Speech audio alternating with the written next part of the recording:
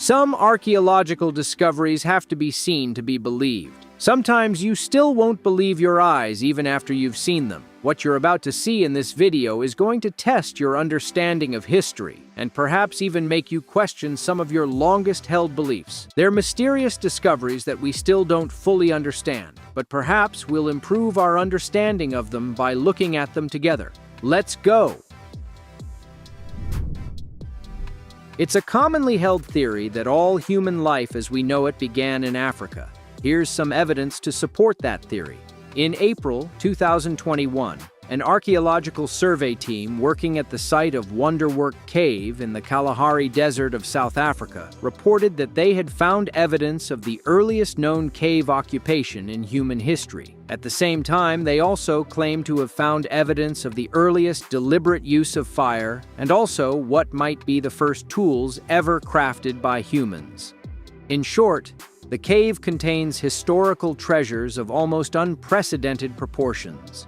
The team from the University of Toronto in Canada is confident that there were early humans living in this cave an incredible 2.6 million years ago. They've even been able to trace the evolution of tools, which began as sharp flakes and chopping blocks, and then became more sophisticated tools like hand axes around 1 million years ago. The evidence of fire is taken from burned bones, sediments, and tools, and is also around 1 million years old. Not only did our very ancient ancestors live in Wonderwork Cave, but they stayed there for a very long time. Next, we head to India, where a larger Mughal area water tank has been found by archaeologists during ongoing excavations at the site of Fatehpur Sikri. The tank dates back to the 16th century and once boasted a fountain at its center. It's more like a mini reservoir than a tank, with a depth of 3 feet and a length of 25 feet. There's evidence of a plaster floor at the bottom of the tank, with faint outlines of embellished patterns still visible in the lime. It's thought that the tank served a nearby cluster of shops that was discovered in 2019. The shops are all neatly arranged and of similar proportions, almost like a modern-day shopping center. Each of them has 2 stories, which is thought to have been an unusual design for shops of the era. If the purpose of the water tank was to sustain the shops, it probably failed. It seems that this entire complex was abandoned in 1585, mostly because of a shortage of water in the area. Perhaps they should have dug this water tank a little deeper. If you're a fan of Star Wars, and let's face it, most of us have seen at least some of the movies, even if we're not big fans, you'll know what the Millennium Falcon looks like. It's Han Solo's spaceship, and it's the most iconic spaceship in the whole franchise. We suspect that the majority of you would be able to identify the outline of that ship anywhere. So, what are we to make of this image, allegedly taken from Google Earth? It comes from a video posted on YouTube that shows someone zooming in into a specific area of Egypt, getting closer and closer until the spaceship-like shape appears. To add to the mystery, that same part of Egypt is now blurred out if you attempt to zoom in on it. Is there something there that security services don't want us to see? Or is this nothing more than a hoax? Common sense tells us that it's more likely to be the latter, but there are still plenty of people who believe that there's something interesting in that blurred-out area, even if it doesn't turn out to be a spacecraft. What do you think? It's long puzzled archaeologists that so many of the Iron Age swords that are recovered from the ancient battlefields of Europe are bent when they're found. As of April 2021, they finally think they know why. A metal detectorist recently found one of the largest Iron Age hoards in German history at the site of an ancient hill fort. There are more than 150 weapons in the hoard, including 40 spears, but the bulk of the weapons are swords, and all of them are bent. There are too many of them clustered too close together for the placement to be accidental. Historians now think that the swords of the losing side were collected after a battle, bent during a ceremony to symbolically represent the defeat of the army that carried them and to symbolize the end of the battle. The cache of broken weapons is around 2,100 years old. There are still questions to be answered, though, because bent swords are also sometimes found in the graves of soldiers who were ceremonially buried by their own side with lavish grave goods. Perhaps the act of bending the sword merely meant it was never to be used again because its owner was deceased. It isn't unusual to find evidence that our ancient ancestors worshipped animal gods, but this next story isn't about your average animal god. In early 2021, archaeologists working at a site in North Peru came across this striking mural, created roughly 3,200 years ago. As you can see, it's a representation of a spider. Not only that, but the spider is carrying what appears to be a knife. While it's impossible to say for sure, historians think that the mural was most probably created by the Kupasnik people who lived here at around the right time to carry out the work. What we know about their culture isn't much, but we believe that they associated spiders with rain and fertility. It would make sense to worship a rain god here because of a nearby river. So long as the weather was favorable, the river would have supplied the people with all the food they would need. There's also some evidence at the site that the mural was once connected to a far larger temple, but the temple was destroyed when farmers moved into the area and seized the land approximately 200 years ago. Going to watch gladiators do battle was the equivalent of going to watch your local sports team play for ancient Romans. They considered it a form of entertainment and even gambled on the outcomes of the contests, just as many people still do today. The Colosseum is the most famous former gladiatorial combat arena in the world, but a previously unknown arena was found in the hilly countryside of Mastora, Turkey, in March 2021. Most of the area is now covered with soil and vegetation, but the outline of the arena can still clearly be seen when you look at the region from above.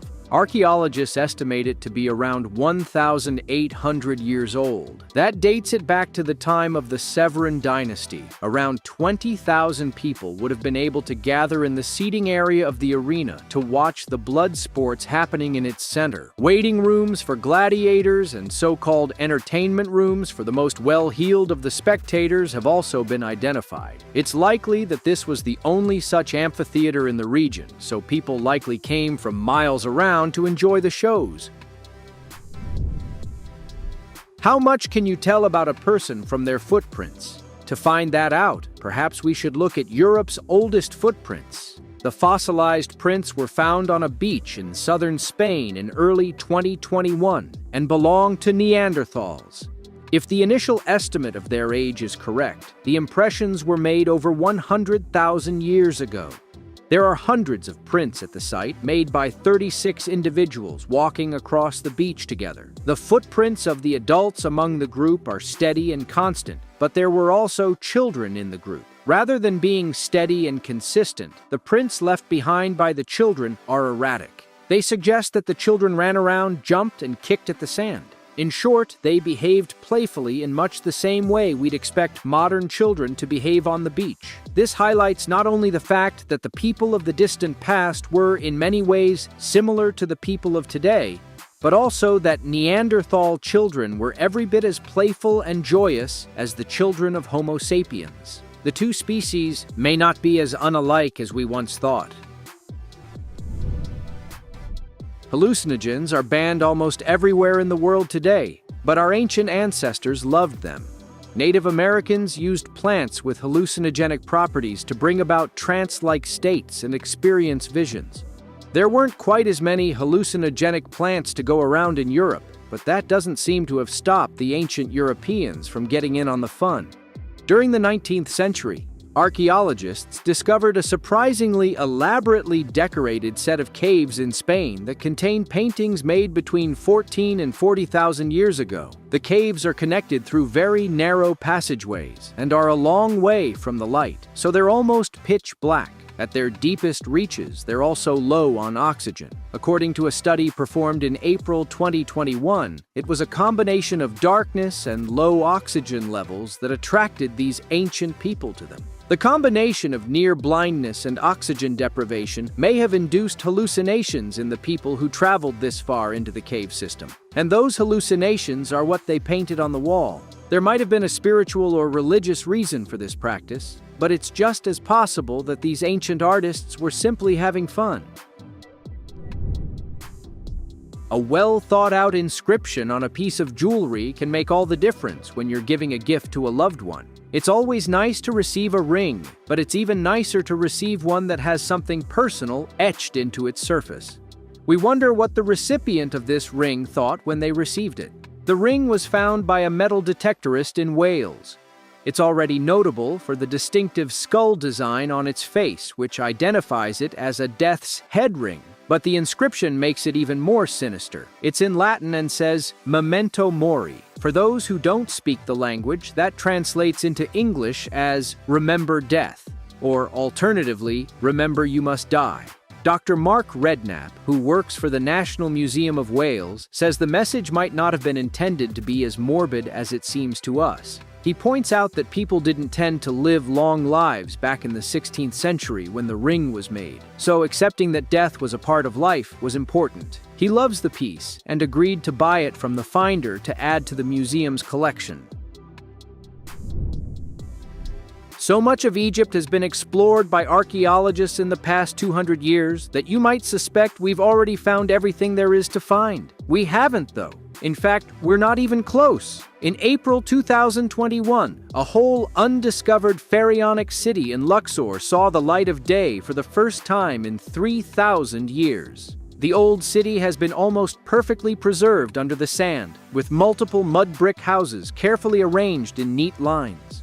The tools used to make the houses have also been found at the site, along with a range of exciting ancient Egyptian artifacts.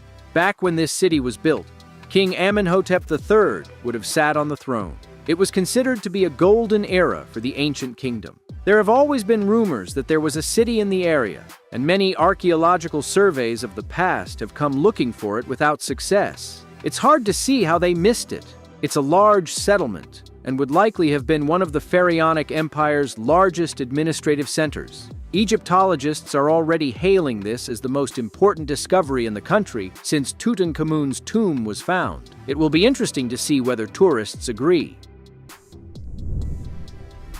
The Shigir idol is a strange artifact for archaeologists and historians to study. It seems that every time someone studies it and tests it, they find that it's even older than the last person to test it thought it was.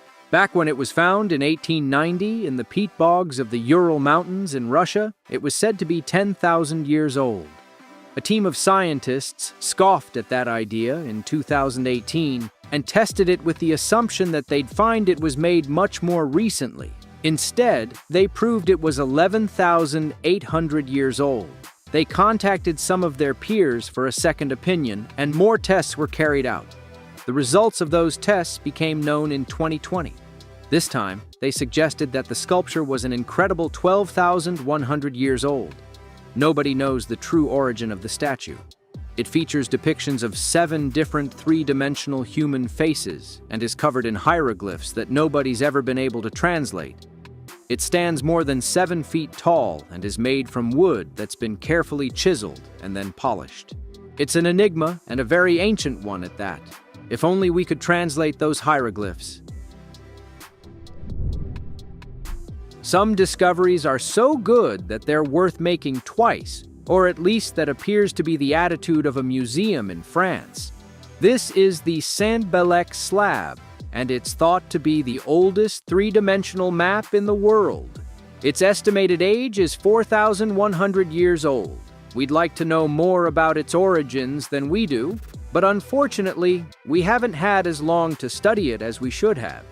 The slab was originally found in 1900, but due to a filing and labeling error, it wasn't stored properly, and then somehow found its way into the cellar of a castle, where it was eventually found again in 2014. The team of experts who've studied it since then clearly think it's of more value than their predecessors. Their work has demonstrated that the carvings on the surface of the rock are very similar to the topography of the land around the River Odette, the place where it was first found. If we accept that the artifact is a map, we should probably assume that it represents the full extent of the territory of an ancient fiefdom. Who controlled and lived within this territory is a question we don't have an answer to just yet.